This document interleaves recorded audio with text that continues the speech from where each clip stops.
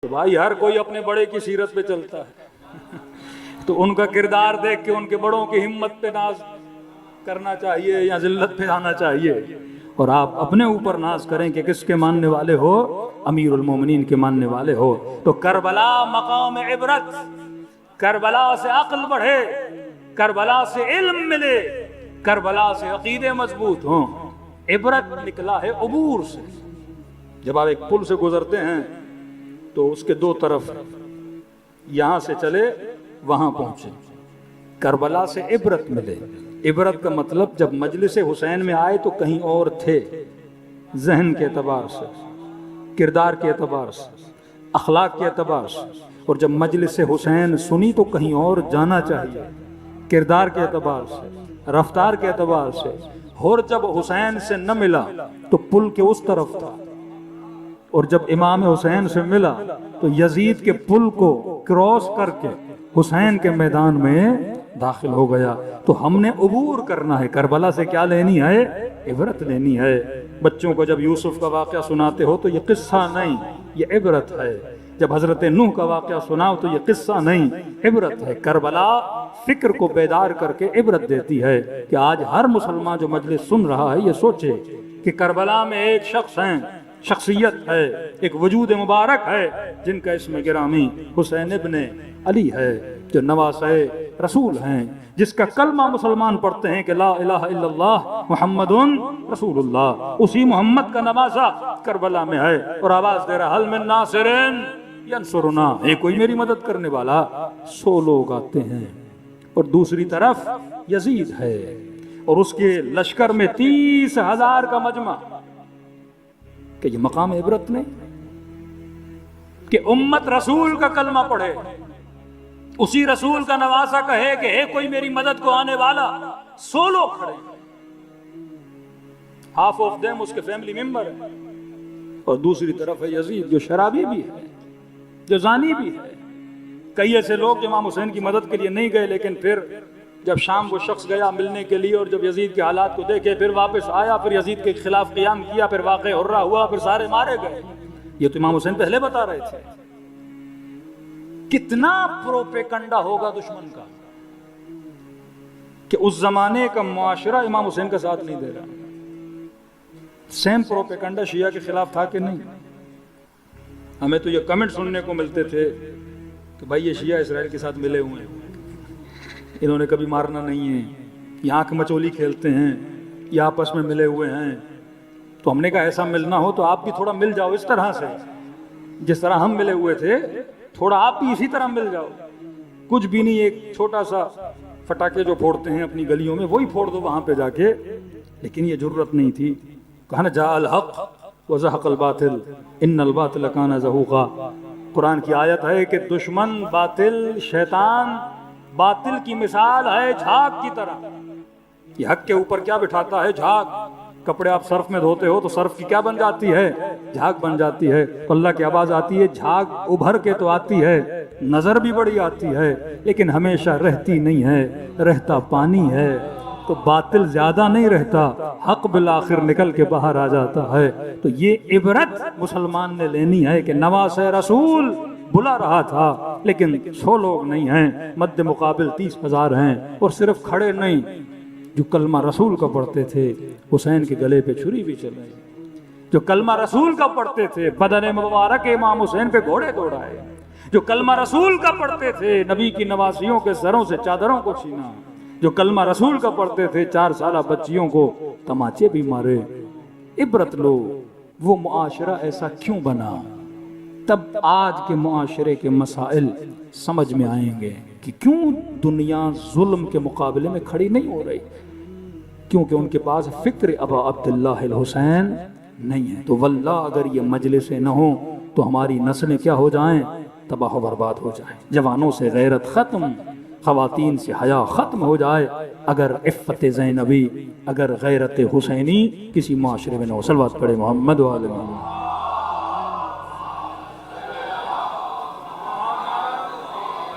تو تو ہم نے مجالس ابا عبداللہ سے عبرت حاصل کرنی ہے میرے عزیز۔ اکثر آپ نے حضرت عباس کے حوالے سے سنا ہوگا آپ نے کہ 9 محرم کو شمر کربلا کے اندر داخل ہوا، یہ بہت دیر سے آیا، اور جیسے کربلا کے اندر آیا ابن سعد کو کہا کہ میں حسین کا کام تمام کر دوں گا۔ تو کہا تمہارے پاس ایسا کیا ہے؟ اس نے کہا حسین کی طاقت کون ہے؟ کہا حسین کی طاقت ہے عباس علمدار۔ یہ اکثر آپ سنتے ہیں کہ غازی عباس جب حملہ کرتے تھے تو 1000 کا لشکر بھی ہو تو وہ بھاگ جاتا تھا۔ اس کا مطلب یہ نہیں کہ ایک بندہ 1000 پہ بھاری ہے، اس کا مطلب ہے ابوہت حضرت عباس۔ اگر 500 لوگ اس امام بارگاہ میں ہوں اور باہر سے شیر آ جائے، اب یہ نہیں کہ 500 شیر کو پکڑ نہیں سکتے، شیر کی دھاڑ یہ ایسی، اس کا خوف آپ کے دل پہ اتنا بیٹھ جاتا ہے کہ 500 کے 500 کیا ہو جاتے ہیں؟ بھاگ جاتے ہیں۔ ہاتھی طاقت میں شیر سے زیادہ ہے، جسم میں بڑا ہے، لیکن شیر کی دھاڑ 10 ہاتھیوں کو بھاگنے پہ کیا کر دیتی ہے؟ مجبور کرتی۔ جاہو جلال عباس اتنا تھا، لقب ہے غضنفر، کہ آنکھوں میں جلال اتنا، جذبہ اتنا، دھاڑ ایسی تھی کہ 1000 کا لشکر بھی تھا، خوف آتا تھا اور بھاگ جاتے تھے۔ وہ عباس علمدار کہ یہ طاقت حسین ہے۔ تو کہ کیا لائے ہو؟ تو شمر لئی ابن زیاد سے امان نامہ لایا کہ عباس اگر حسین کو چھوڑ دو تو یہ آپ کے لیے امان نامہ ہے، آپ کو ہم کچھ بھی نہیں کریں گے۔ کہتے جب امان نامہ غازی عباس کے پاس پہنچا اور اسی وقت اس امان نامے کو پھاڑا، مولا حسین کو خبر ملی، خیمے میں گئے اور عباس کی آنکھوں میں آنسو بھرے ہوئے تھے۔ تو امام نے عرض کی کہ عباس مجھے پتا ہے ایسے لاکھوں امان نامے آ جائیں تو حسین کو چھوڑ کے نہیں جائے گا۔ کہ مولا وہ تو مجھے بھی پتا ہے کہ آپ کو مجھ پہ یقین بھی ہے، بھروسہ بھی ہے، کہ میں رو اس لیے رہا ہوں کہ اس نے سوچا بھی کیسے کہ عباس اور حسین کو چھوڑ کے چلے جائیں گے۔ اب پختگی عقیدہ دیکھو حضرت عباس کی۔ آج ان کی شہادت کی رات نہیں، لیکن ایک جملہ حضرت عباس کا، کہتے جب تیر برسائے گئے اور ایک بازو کٹ گیا تو حضرت عباس نے ایک شعر پڑھا وہاں پہ، فرمایا واللہ لو قطعتما یمینی، خدا کی قسم ہے اگر میرے دونوں بازو بھی کاٹ دو، لو حامی ان دینی، میں عباس اپنے دین سے ہاتھ نہیں ہٹاؤں گا۔ علماء پریشان ہیں کہ مد مقابل جو لشکر یزید ہے، کیا وہ یہ کہہ رہا تھا کہ عباس دین چھوڑ دے؟ دین کیا ہے؟ دین نماز ہے، روزہ ہے، حج ہے، زکوٰۃ ہے، کہ عباس نماز کو چھوڑ دے، حج کو چھوڑ دے، زکوٰۃ کو چھوڑ دے؟ یہ ڈیمانڈ تھی نہیں لشکر یزید کی۔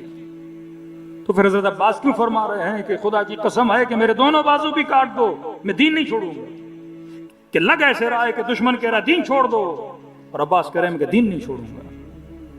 کہ دیکھا جائے کہ ایسا تھا کیا کہ وہ سب کچھ کر رہے تھے لیکن عباس اس چیز کو چھوڑ نہیں رہے تھے۔